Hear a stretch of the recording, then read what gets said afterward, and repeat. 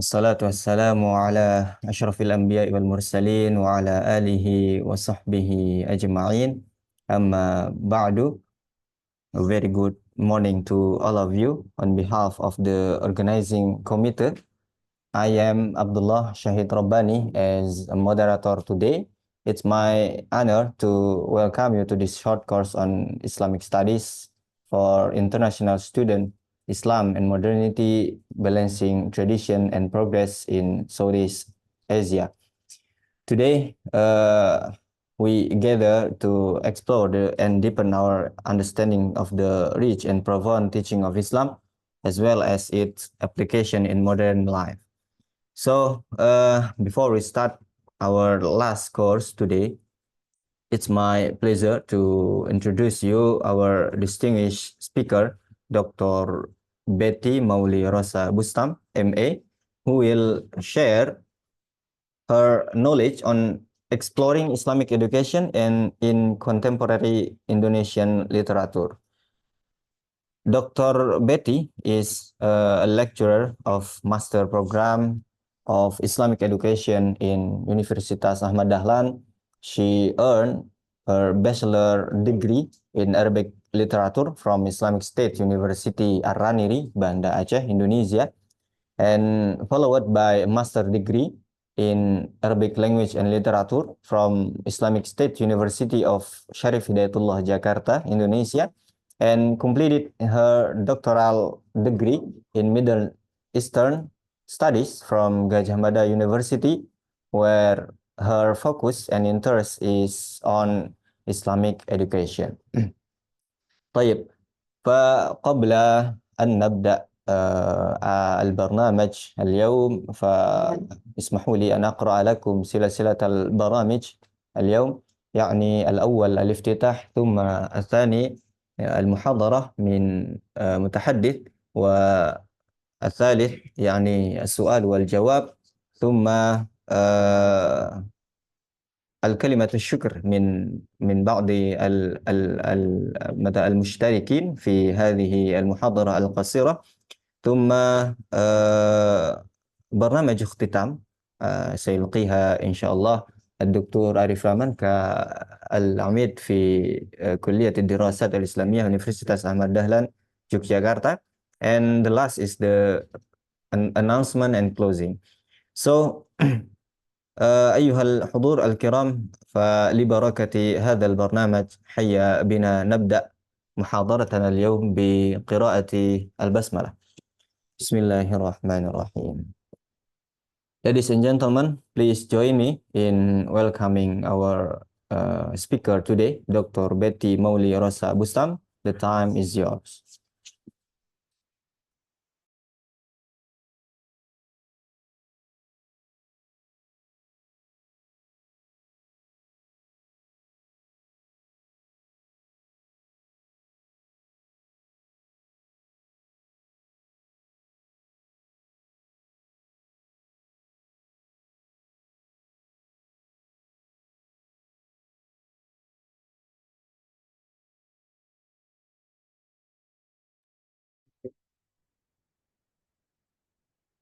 Oke, Bismillah.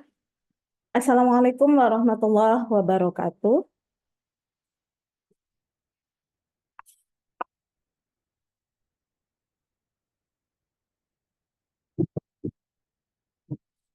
Alhamdulillahirabbil alamin wa bihi nasta'in wa ala umuri dunya waddin. Wassalatu wassalamu ala asyrafil anbiya'i wal mursalin wa ala alihi wa sahbihi ajmain, amma ba'du. Thank you, Mr. Shahid Rabbani, who welcomed me before. He is the Secretary of Arabic Language and Literature Study Program in Universitas Ahmad Dahlan. Nice to meet you all. Good morning, everyone. To make it clear, the message I deliver to you all this morning in this course, I will deliver it bilingual in English and also Indonesian. I share my screen. This is our course today about exploring Islamic education in contemporary Indonesian literature. This is our last day in short course series on Islamic studies for international students.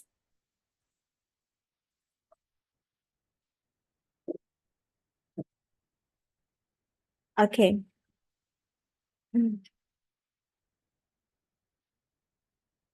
We talk about we talk and discussion about exploring Islamic education in contemporary Indonesian literature. Kita akan berbicara pagi ini tentang mengeksplorasi tema pendidikan Islam di dalam karya sastra Indonesia kontemporer.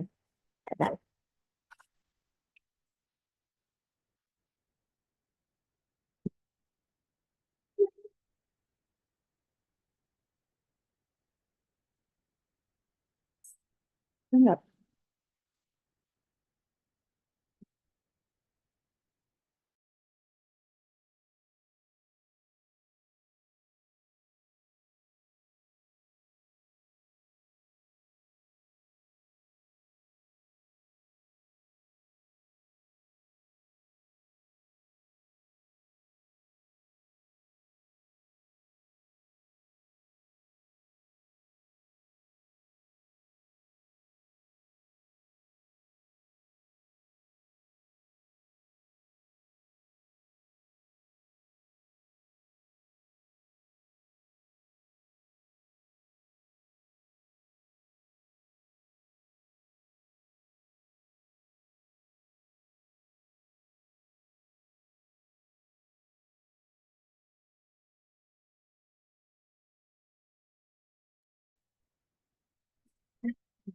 Okay.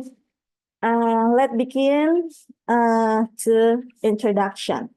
Islamic education has long played a significant role in shaping Indonesia's religious, cultural, and intellectual landscape. In contemporary times, this influence is reflected in various literary works that highlight the importance of Islamic values, moral development, and educational systems. Indonesian authors have woven Islamic educational themes into novels, short stories, and poetry, making them an integral part of the nation's literary tradition. We know that more than half, about 80%, more than 80% people in Indonesia is Muslim. So there's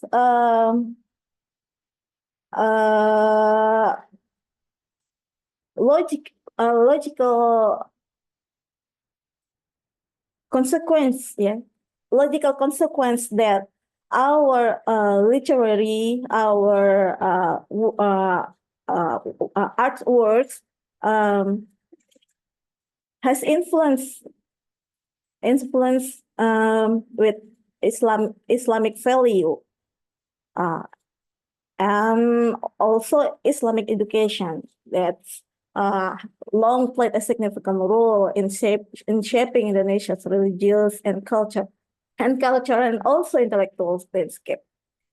Jadi teman-teman, dikarenakan bahwa mayoritas masyarakat Indonesia beragama Islam, lebih dari 80% dari total keseluruhan jumlah penduduk Indonesia, otomatis ya dengan sendirinya masyarakat Indonesia itu sangat terpengaruh dengan Islamic values, ya, dengan nilai-nilai keislaman. Dan Islamic values itu juga, dengan sendirinya muncul ke dalam karya-karya para seniman Indonesia, termasuk di dalamnya penulis novel, penulis cerita pendek, penulis puisi, dan bahkan masuk ke dunia industri perfilman dan sebagainya.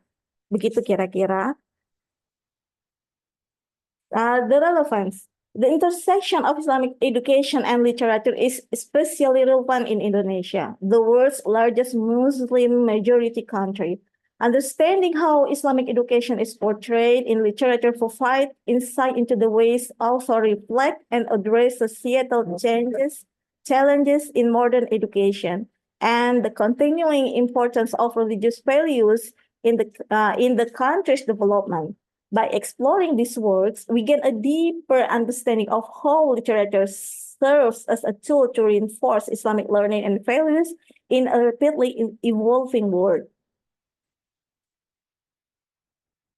Kita tahu ya, teman-teman, bahwa more than half of verses in the Quran is a stories. You can find the story of Prophet Musa more than once in the Quran. There are a lot of stories in the Quran that has a values. That's why literature stories is very important in Islamic education.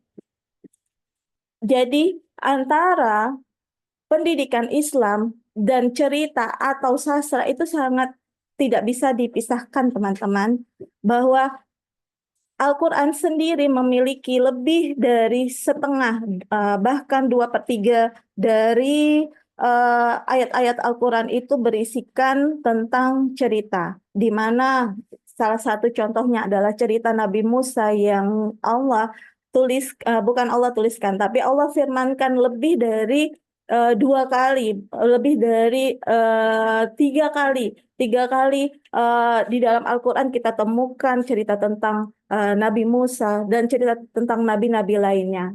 Begitulah Islamic value dibawakan di dalam Islam. Dan semua value itu akan muncul di dalam pendidikan Islam juga. Jadi bagaimana Islam diajarkan adalah dengan mengkombinasikannya antara cerita dan praktik ibadah. This is historical background of Islamic education in Indonesia. Islamic educational institution.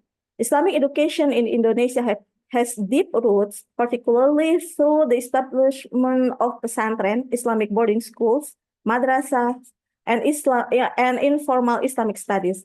These institutions have shaped generation by imparting religious knowledge alongside academic education. Then the Islamic educational institutions, of course, have influence on literature. Islamic learning inspired early literary works, which often reflected Islamic values and ethics. Over time, contemporary authors have continued this tradition, creating works that emphasize the role of Islamic education in personal and societal development. Of course, because Islamic education influence the life of Indonesian society, so the works of authors also has the same values and ethics. We know that authors not living in the cultural emptiness, but the author also live in the society that has Islamic values and ethics. So the values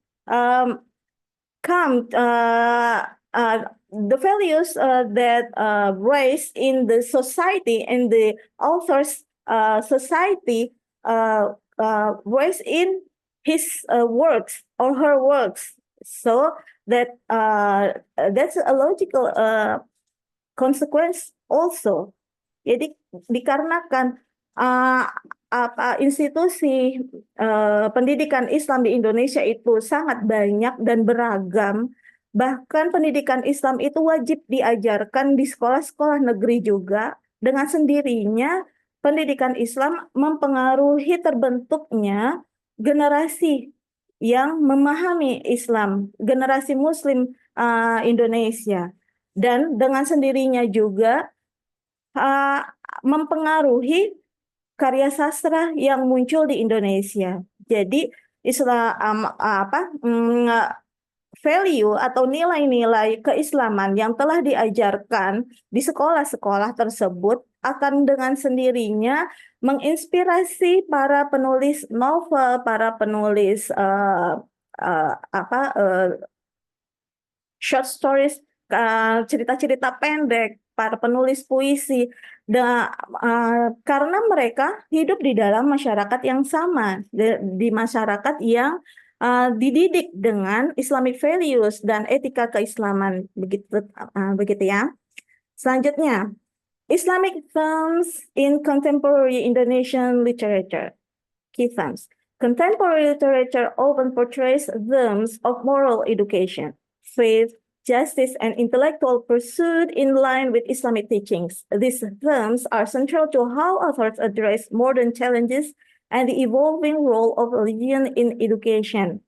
Jadi dengan sendirinya karya-karya sastra Indonesia kontemporer berisikan moral education, berisikan pendidikan moral, berisikan tentang keyakinan, tentang keadilan, tentang intelektualitas yang bermuara pada ajaran Islam.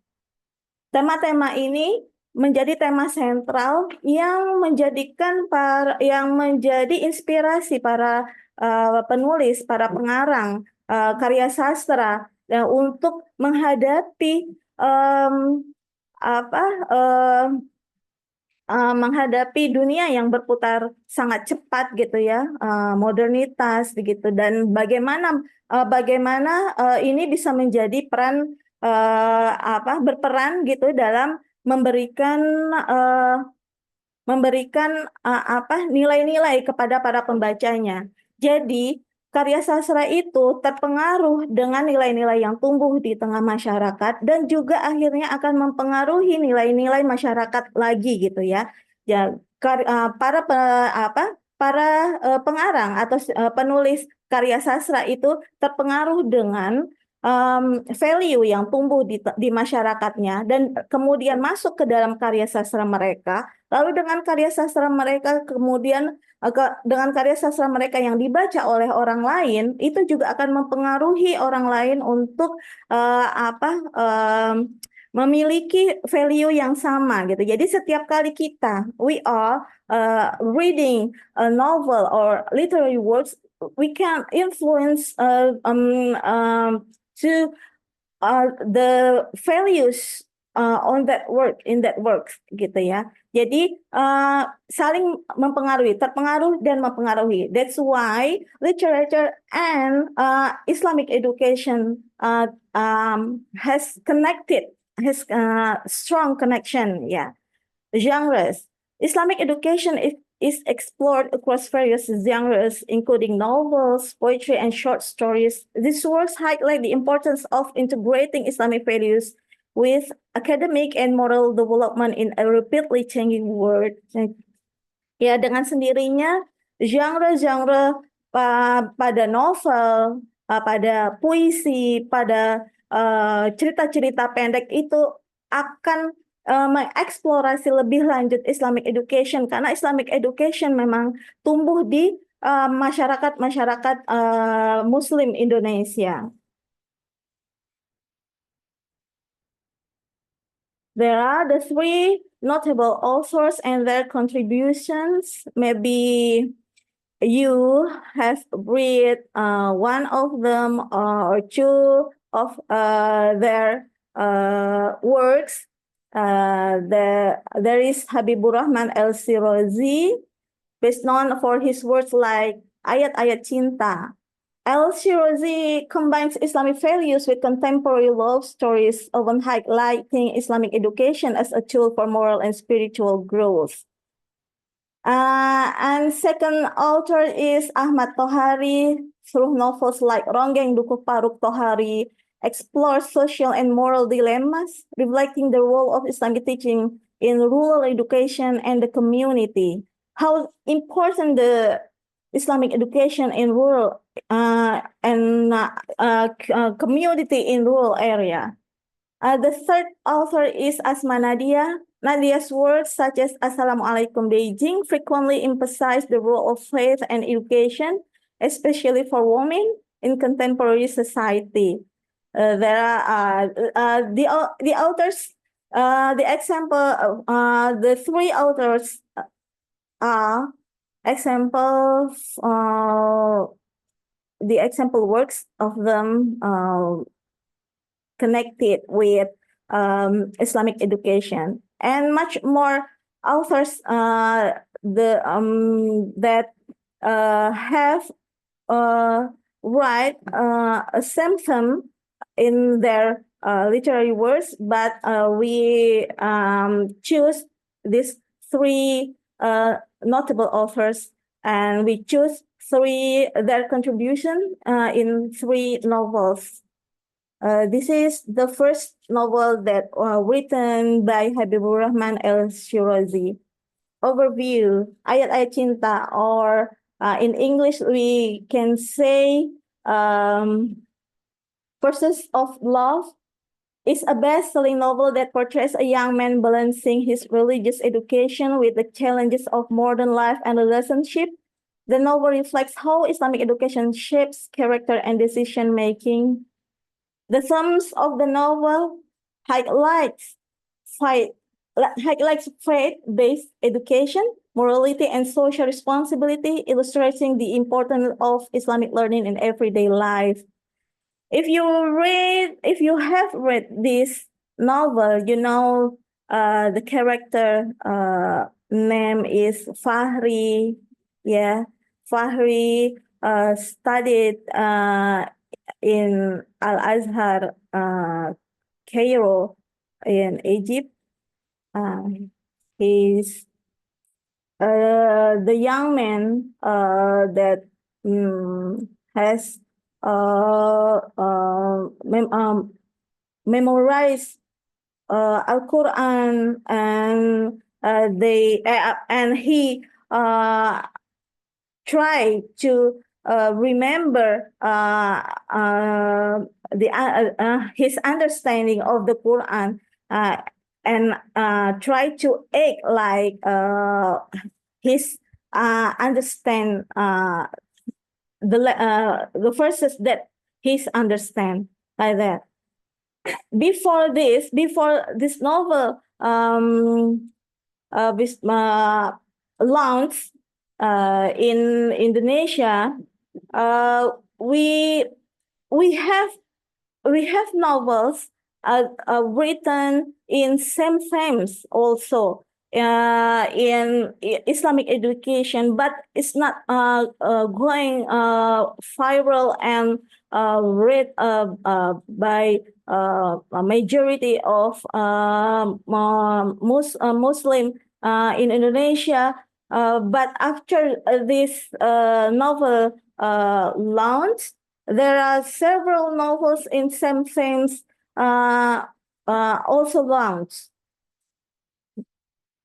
We have Habibur Rahman El-Shirazi, and we have another authors who wrote the same themes because this novel very bestseller and very most read in Indonesia that time. It's between 2009 and 2008 and 2009 years ago. Okay, and now we learn about what Ahmad Tohari wrote in his novel Ronggeng Duku Paruk. The Islamic message in Ronggeng Duku Paruk. That's the cover of the novel. Islamic moral struggles. Yeah, in Ronggeng Duku Paruk, Tohari presents a village where traditional beliefs clash with Islamic teachings. The protagonist's journey reflects how education, both secular and Islamic, transforms individuals and communities. Focus on social criticism, Tohari critiques social inequalities and the role of Islamic education in addressing these issues, emphasizing the balance between traditional values and modernity.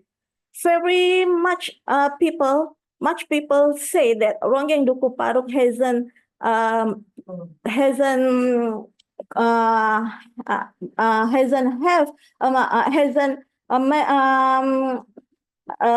focus on Islamic message or Islamic education in this novel.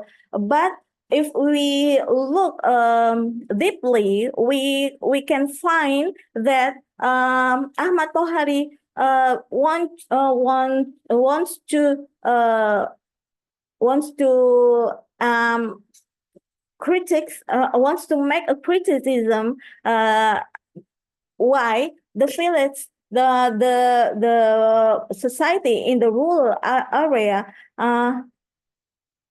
has not tidak menerima pendidikan Islam yang baik seperti itu. Jadi mereka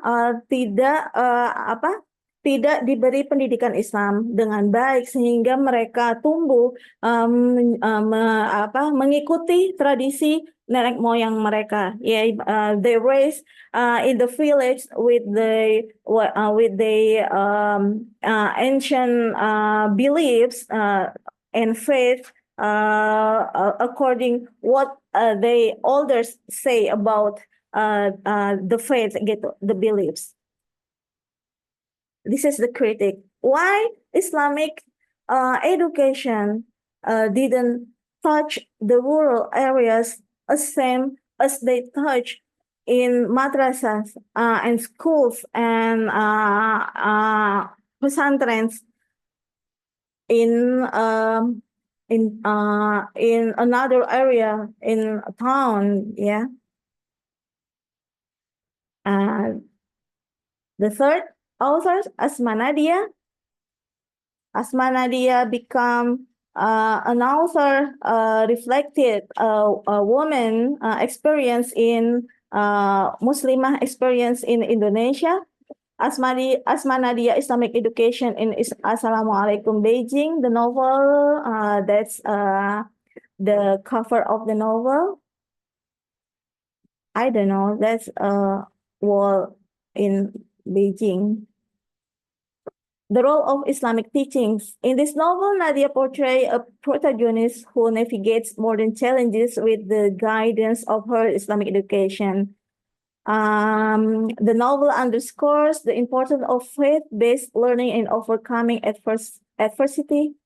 The novel has a female protagonist, and the characters grow through Islamic teachings. The character experience personal growth, moral development, and a strengthened sense of identity.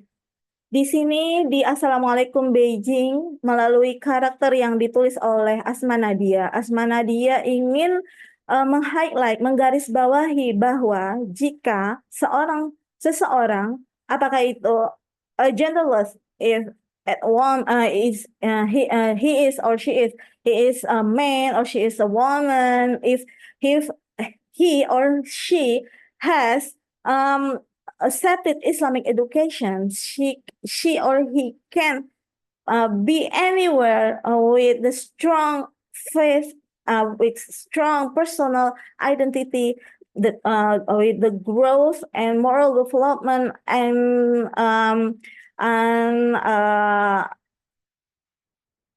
kepercayaan diri yang tinggi gitu ya terhadap agamanya.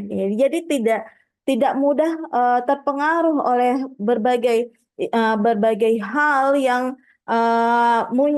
mungkin muncul dan menggoda keimanannya sebagai seorang muslim atau muslimah. Okay. Next, emerging themes in Islamic literature. Modern educational challenges. Authors increasingly address the challenges of balancing Islamic education with globalized modern education, exploring how Islamic institutions adapt to the demands of the contemporary world, and women in Islamic education. This is the themes that rise in novels. Another emerging theme is the role of women in Islamic education. Literature often portrays the empowerment of women through faith-based learning, addressing both traditional roles and modern aspirations. Yeah, that's the two themes in Islamic literature nowadays. Yeah, how Islamic education um, uh, develop into modern educational challenges. How can the challenges very much into technology adaptation, and another theme is how is women in Islamic education can be described. Not much Muslim authors have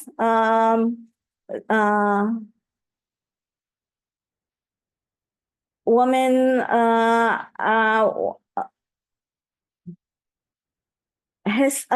they write about woman life in Muslim community.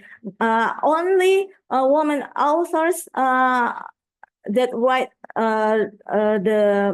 about women also. So in modern educational challenges is the theme that every Muslim or Muslimah authors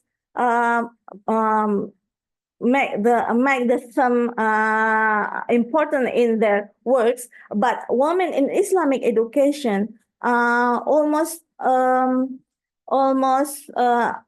women authors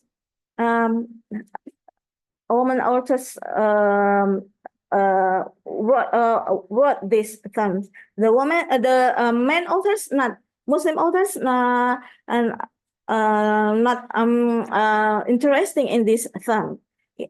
Jadi teman-teman, ada dua tema besar yang saat ini harus diperhatikan oleh di dunia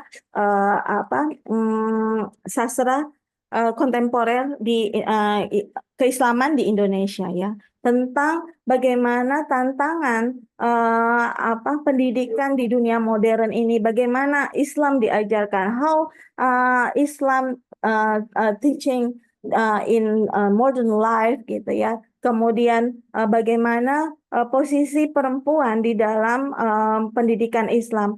Rata para penulis laki-laki gitu tidak menyinggung tentang bagaimana posisi perempuan di dunia pendidikan Islam gitu. Jadi kita membutuhkan banyak penulis-penulis seperti Asma Nadia untuk bisa menyuarakan suara perempuan di dunia pendidikan Islam. Meskipun penulis-penulis perempuan juga fokus pada bagaimana tantangan pendidikan Islam di era modern saat ini. Okay, how about poetry? We know Islamic education also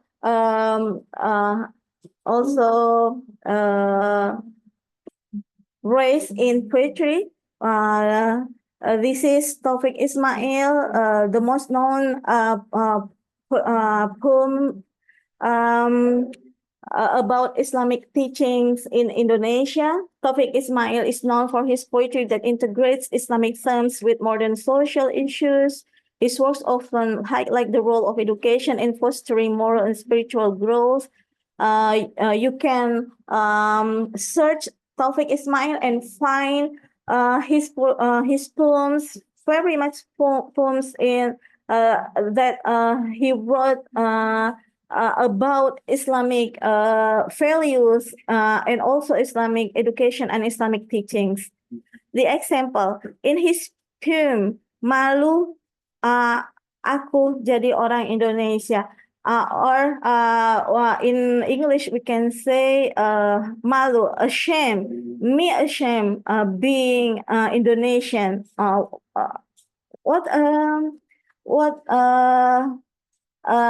What he once said in that poems.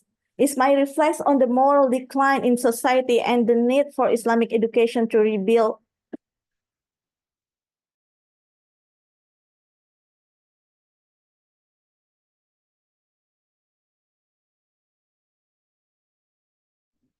Udah. Okay. There's a connection error. Okay, Taufik Ismail reflects on the more general public. You can watch these films and see how strong Islamic education in these two films, and also has Ayat-Ayat Cinta also has film and also a screen in cinema. And nowadays we have more than these two film in cinema that bring the themes Islamic education in Indonesia. Okay. Next we make discussion on modernity and Islamic education. Challenges in contemporary literature. Modern authors address the tension between modernity and Islamic traditions in education. They explore how Islamic schools and pesantrens balance modern educational standards while maintaining religious values. And the author's perspective, writers like El-Sirazi and Tohari provide nuanced perspectives on how Islamic education remains relevant in the modern era, even as society evolves. Teman-teman ya. Jadi yang akan kita dari pemaparan saya tadi kita telah berdiskusi tentang bagaimana sebetulnya modernitas dan pendidikan Islam ini di era saat ini ya teman-teman ya. Jadi bagaimana tantangan-tantangan di dalam karya-karya sastra kontemporer di Indonesia yang harus para penulis, para pengarang itu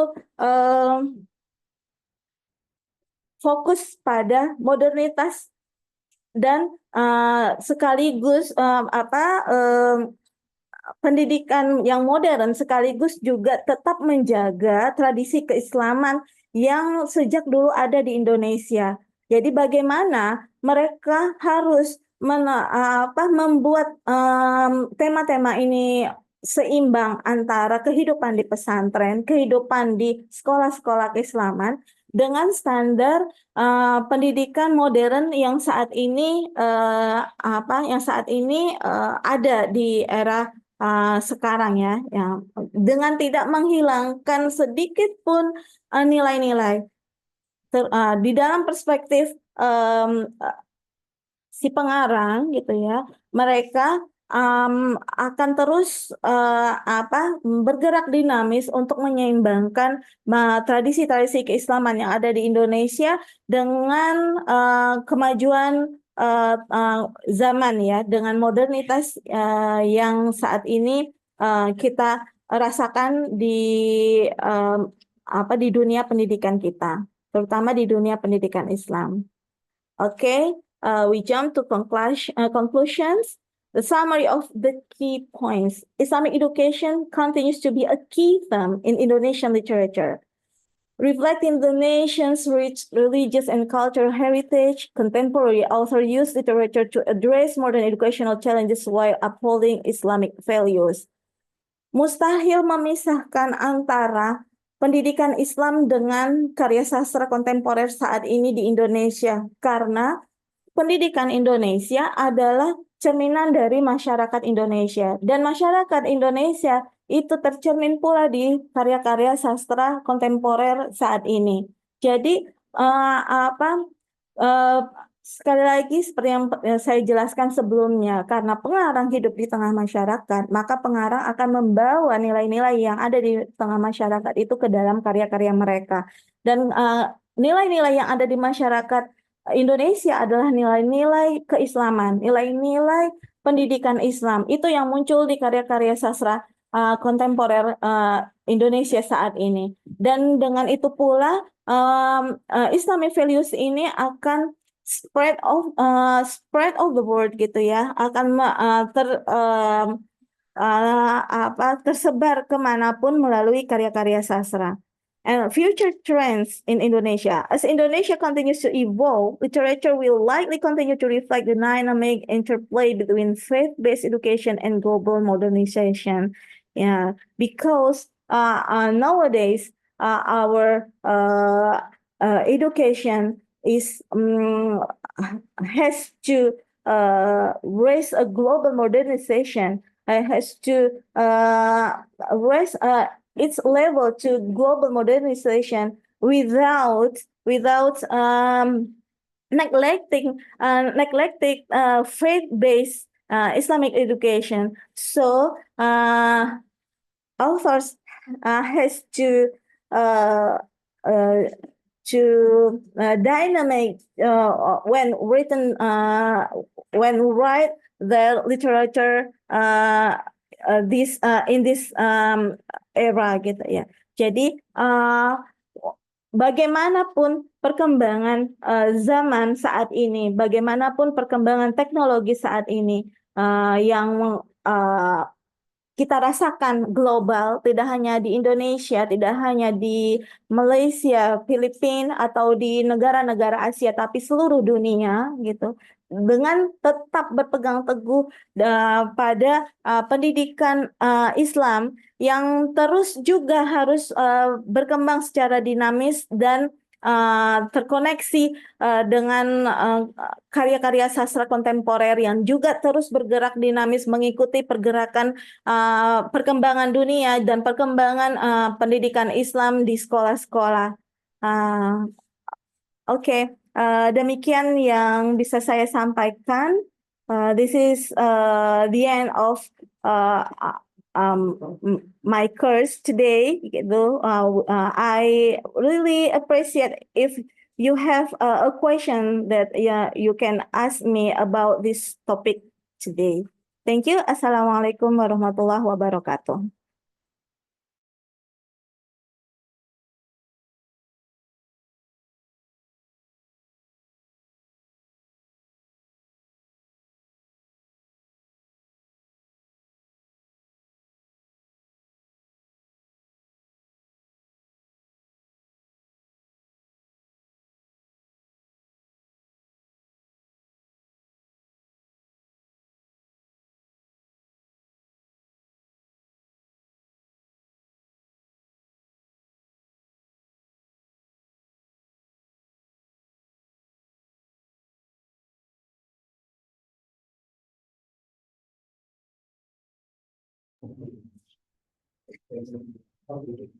نشكر جزيل الشكر للدكتورة بيتي مولي رسا بستام الماجستير على محاضرتها القيمة والنافعة. والآن نخطو إلى البرنامج التالي وهو برنامج السؤال والجواب. فنفضل منكم لمن يرغب في إلقاء السؤال. Kami berikan kesempatan kepada Bapak Ibu, Saudara yang ingin menyampaikan pertanyaan, boleh menyampaikan secara langsung atau menyampaikan melalui chat box yang ada.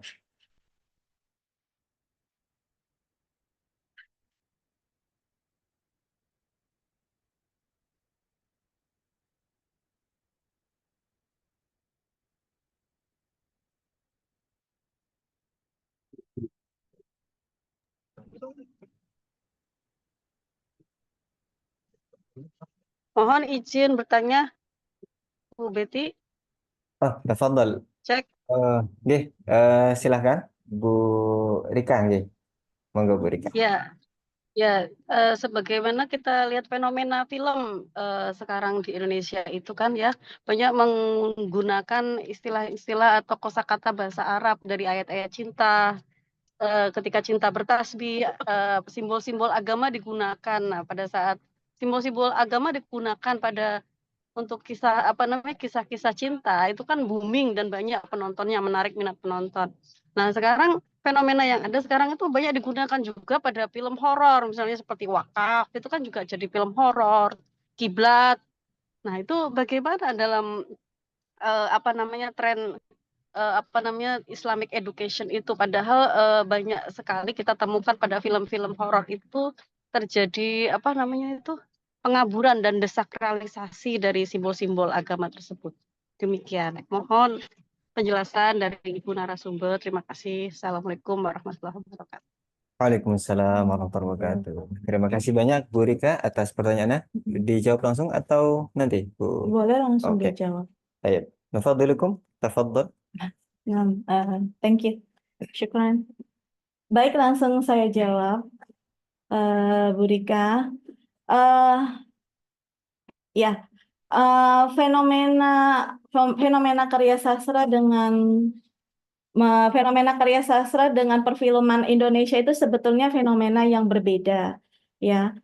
Jadi tadi yang saya paparkan di slide itu adalah fenomena karya-karya sastra yang teradaptasi ke dalam film.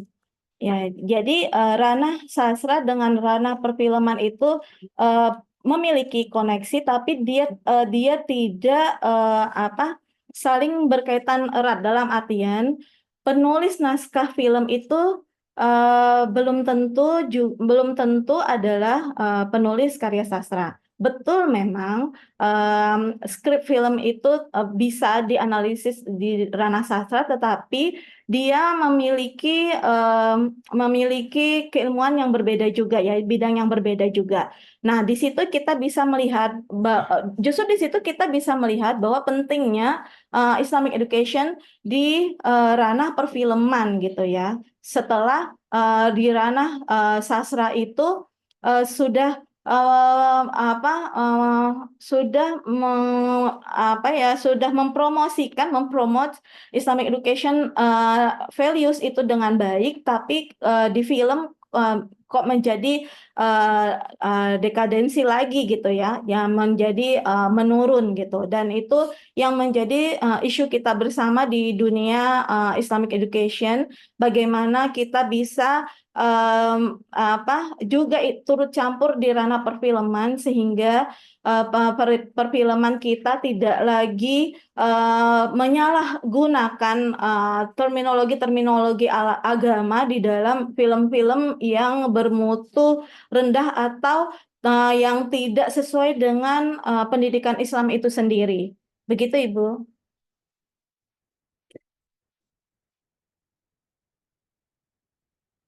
Okay, baik.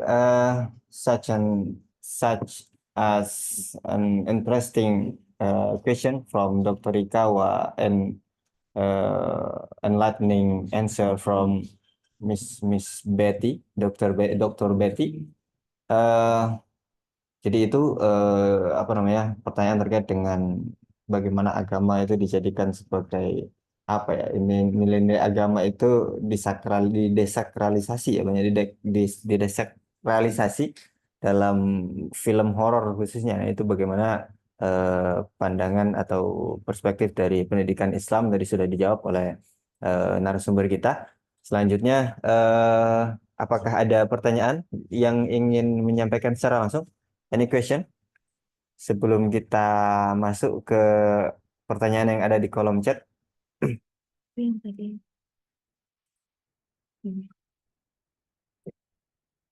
Oke, kalau tidak ada, kita lanjutkan ke pertanyaan yang ada di kolom chat. Ya. Yang pertama dari saudara Muhammad Aufakumara. Ya. Menurut Ibu, seberapa penting identitas agama Islam di negara yang minoritas agama Islam? Terima kasih. Iya. Identitas agama Islam di negara yang Islam itu menjadi minoritas itu sangat penting ya. Ya apa Ya, sebetulnya yang menjadi sangat penting itu adalah Islamic values-nya ya. Jadi Islamic education brings Islamic values. Jadi kalau pendidikan Islam berhasil mencapai mengajarkan Islamic values, dengan sendirinya identitas atau karakter kita sebagai Muslim meskipun di negara yang minoritas Islam itu ya akan beridentitas Islam. Saya tidak tahu yang disebut identitas agama Islam yang di dalam bayangan Mas Muhammad Aufakumara itu seperti apa gitu? Apakah perempuan dengan hijabnya atau laki-laki dengan laki-laki seperti apa? Apa celana cingkrang gitu atau seperti apa gitu ya? Itu kan tidak bisa dibayangkan. Yang jelas, when you learn Islamic from Islamic education and you know Islamic values, you can be Muslim anywhere. In a good the best part of you gitu ya, the best part of you. Jadi menjadi Muslim yang baik dimanapun itu akan menjadi simbol kita gitu ya sebagai Muslim gitu. Kalau kita berhasil menerapkan Islamic value melalui Islamic education yang kita terima di manapun ya, baik di sekolah-sekolah, pesantren ataupun di tengah masyarakat. Oke. Baik, terima kasih Bu Betty atas jawabannya. Eh, kita lanjut ke pertanyaan. Masih ada pertanyaan? Itu pertanyaan bukan? Iya, Atau pernyataan? saya nggak tahu itu Era bisa dari ditanyakan. Ustadz Abdul Hafid ya. Era posmo atau pasca posmo semua akan menjadi satu sebagai bahan produksi. Sepertinya ini lebih ke pernyataan ya. Iya, itu ini mungkin pernyataan sanggahan dari statement saya tadi yang memisahkan antara karya sastra dengan skrip film gitu ya, yang apa beliau sebut pasca posmo. Posmo itu sebetulnya pasca ya, kan postmodernism gitu ya. Di era posmo em, bahwa semua bahan itu menjadi satu sebagai bahan produksi, yes gitu ya. Tapi kita juga tahu bahwa eh, skrip film itu banyak yang dibuat tidak berdasarkan value yang ada di tengah masyarakat, tapi dibuat berdasarkan pesanan pasar gitu ya. Film atau yang disebut pertunjukan itu mayoritasnya bukan ditulis skripnya oleh si pengarang berdasarkan kegelisahannya seperti karya-karya sastra, bukan juga berdasarkan fenomena yang terjadi di masyarakat, tapi banyak berdasarkan selera pasar, berdasarkan pesanan si owner money gitu ya, yang si pemilik production house, si pemilik uang, yang kemudian itu yang diproduksi karena tujuannya adalah bukan to educate people, tapi untuk gain much money from the movie, from the script gitu ya. Jadi itu dua hal yang berbeda. Sedangkan karya sastra itu biasanya ditulis oleh pengarang berdasarkan kegelisahannya terhadap sesuatu atau berdasarkan pengalaman hidupnya atau pengalaman hidup orang lain yang ingin dia bagi kepada orang lain lagi gitu ya. Dan di situ ya terletak value yang berbeda gitu ya. Value antara penulisan karya sastra dan value penulisan skrip film yang mayoritasnya adalah demi keuntungan finansial. Begitu menurut saya. Oke. Baik, terima kasih Bu Betty sekali lagi atas jawabannya. Mungkin kami persilakan, kami buka kesempatan kembali kepada for all the participant to answer question, to ask a question, sorry.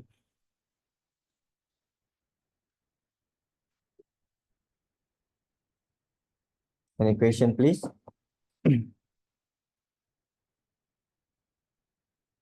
I'd like to answer your question if we discuss about contemporary Islamic education literature in Indonesia. هل هناك سؤال يا إخوة؟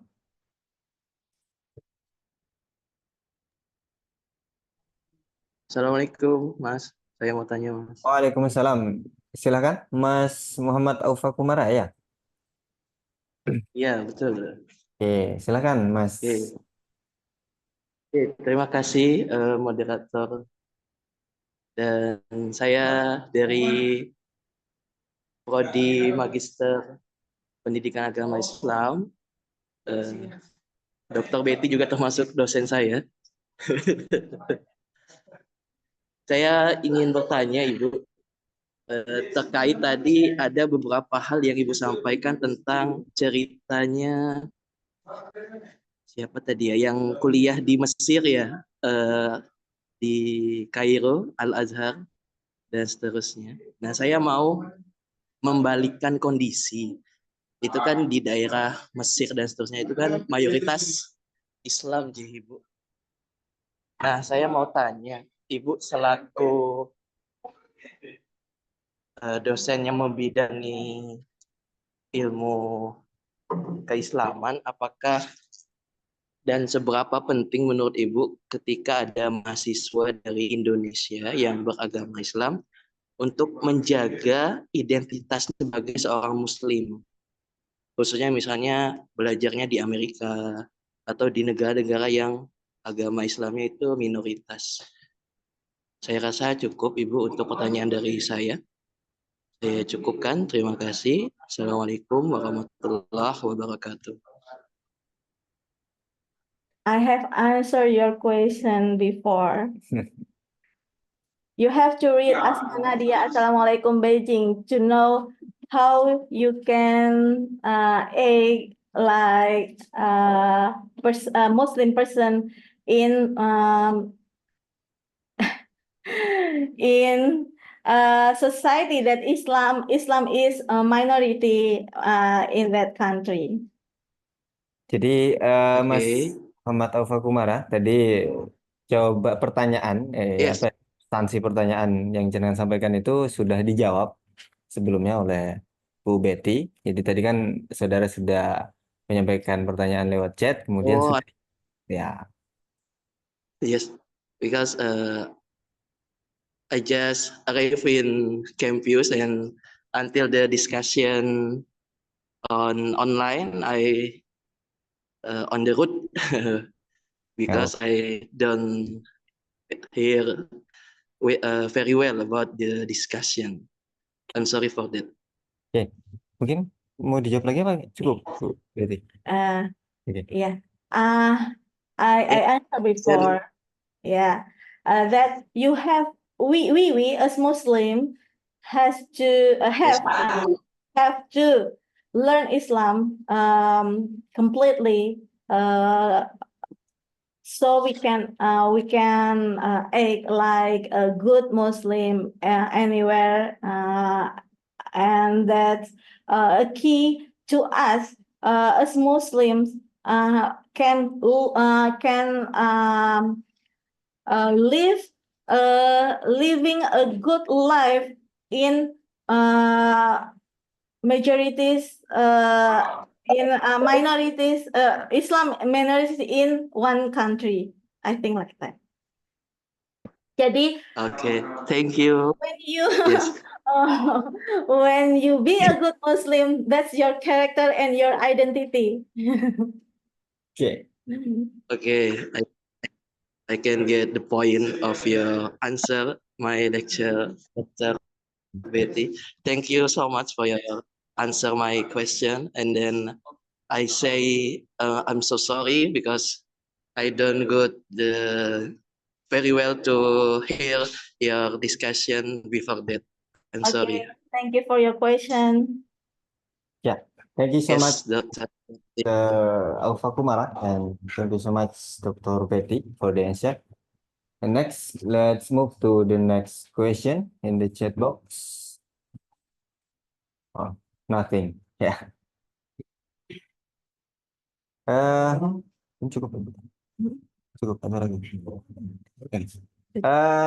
طيب إذا نكتفي على البرنامج السؤال والجواب الآن. إذا نشكر مرة أخرى للدكتورة بيتي مولي رصة بستام الماجستير على حسن إلقاء محاضرتها القيمة والنافعة وأجوبتها. ونشكر أيضا إلى المشتركين الذي قد ألقوا السؤال للدكتور بيتي. طيب, نواصل. And now we move to the closing ceremony, and let us take a moment to express our grateful and thanks to all of you for completion of this program. And the first agenda of the closing ceremony is the testimonies. So we would like to invite Sumayyah Afiqah binti Wa'ad, a representative from international student. Are you with us? Sumayyah Afiqah binti Wa'ad. Closing dulu itu. Tadi closing dulu. Oke. Oke. Baik, sebelum kita masuk ke acara closing, mungkin kita cukupkan dulu materi sesi pemateri pada short course terakhir, topik terakhir pada hari ini kita cukupkan dan kita ambil istirahat beberapa detik saja ya. Oke, terima kasih. Thank you.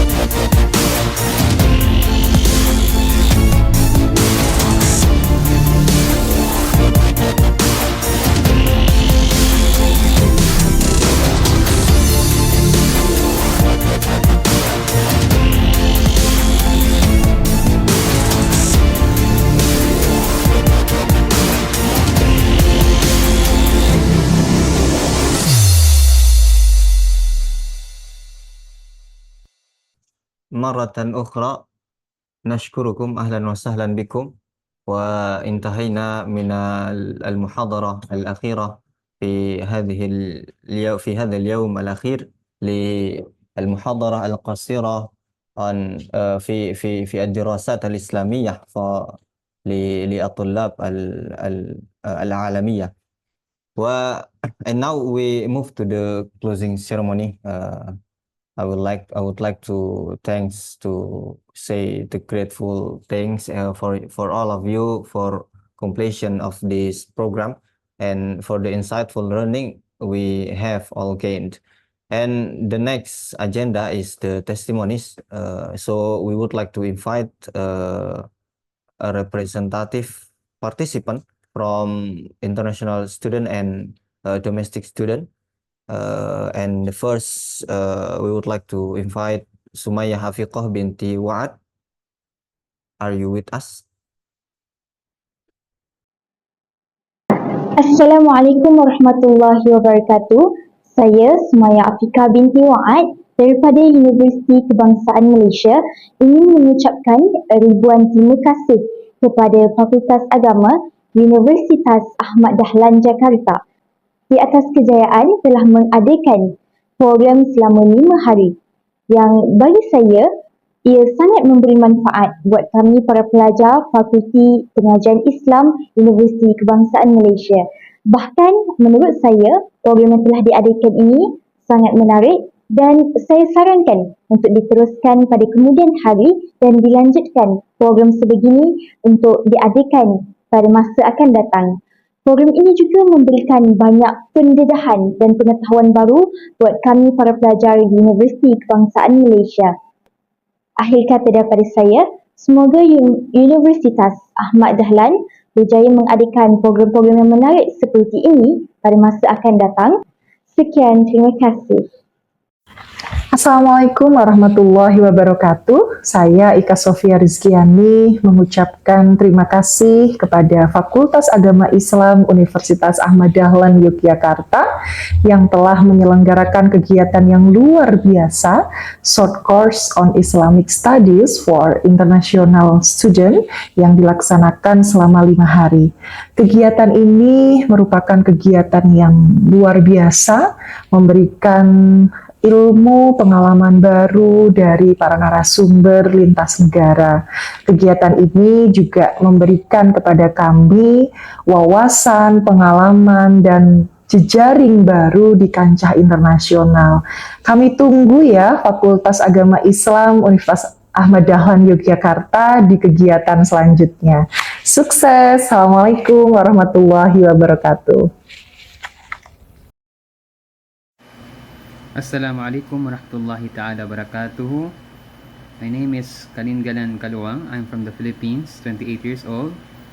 I work as a community doctor. Alhamdulillah, I was given a chance to be included in this short course on Islamic studies for international students on Islam and modernity, balancing tradition and progress in Southeast Asia. This course has helped me and made me realize a lot of things. It helped me learn a lot on Islam and its application in the modern age, particularly in balancing tradition and progress in Southeast Asia. With the lessons I've learned, inshallah, I will be able to apply this in my profession and further learn and deepen my understanding of Islam and its tradition, inshallah subhanahu wa ta'ala. Assalamualaikum warahmatullahi ta'ala wabarakatuh.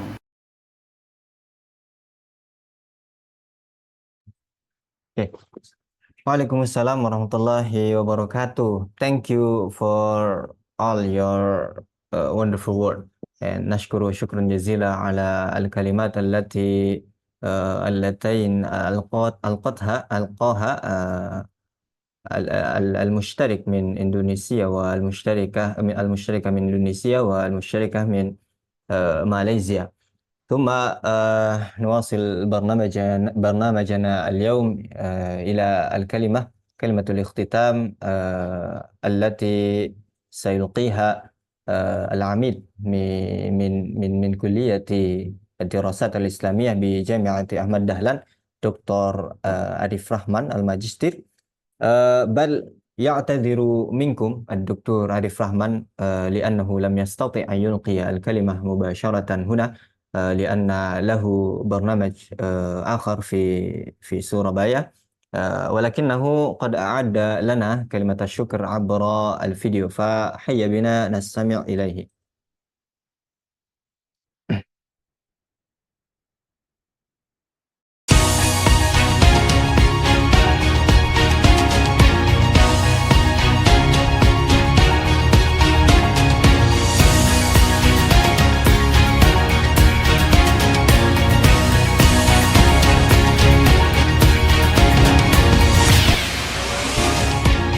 Bismillahirrahmanirrahim. Assalamualaikum warahmatullahi wabarakatuh. Alhamdulillahirabbil alamin wassalatu wassalamu ala nabiyyina Muhammadin wa ala alihi wa sahbihi ajmain. Ladies and gentlemen, distinguished guests, esteemed speaker, and dear participant, as we come to the conclusion of this year's online international course on Islamic studies, same Islam and modernity, balancing tradition and progress in Southeast Asia, I would like to take a moment to reflect on the importance of this program and the critical discussion we have engaged in over the past few days. The intersection of Islam and modernity is a vital area of exploration, especially in our rapidly changing world where balancing tradition with contemporary progress remain a challenge. Our course has provided an invaluable platform for in-depth dialogue, sharing perspective, and broadening our understanding of these complex issues. I extend my heartfelt gratitude to the Dean of the Faculty of Islamic Studies, University Kebangsaan Malaysia, Professor Dr. Sunawari Long, and the Dean of the Faculty of Islamic Civilization Studies, University Islam Selangor, Dr. Rosni Wazir, for their tremendous collaboration and support, which made this year's short course a reality. My sincere thanks also go to the Director of Universitas Ahmad Dahlan, Professor Dr. Mukhlas MT, whose support and encouragement have been instrumental in the success of this event. To our remarkable speaker, thank you for sharing your knowledge and insight on a wide range of topics that enrich our program. Your contribution have greatly enhanced the learning experience for all participants, providing valuable perspective on how to navigate the balance between tradition and modernity. And I also wish to express my appreciation to all 616 participants, including 224 international attendees and 392 local participants who join us from various countries. Your enthusiasm and active engagement made this course truly vibrant and impactful. I hope the knowledge gained here will contribute positively to your personal and professional growth. Last but not least, I want to acknowledge the dedication and hard work for the organizing committee. Your tireless effort in planning and executing this event have been crucial in ensuring its success. The journey to prepare for the short course began months ago, and your commitment is truly commendable. To bring this program to a close, I look forward to seeing you all the next year's short course. May our collective learning continue to inspire meaningful dialogue and contribute to the advance of Islamic studies worldwide. With the conclusion of the short course, I hereby declare Alhamdulillahirabbil alamin that the online international short course on Islamic studies 2024 is officially closed. Thank you and see you in the next short course. Wassalamualaikum warahmatullahi wabarakatuh.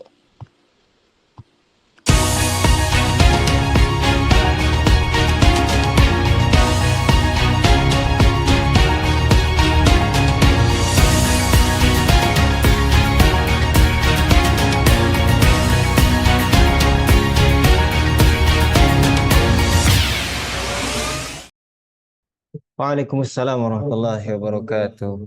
Thank you very much for the Dean of the Faculty of Islamic Studies, Universitas Ahmad Dahlan, Dr. Arif Rahman, for officially close this short course. Yeah, and before we close this this short course, we have a few important announcements for you. The first is to all next.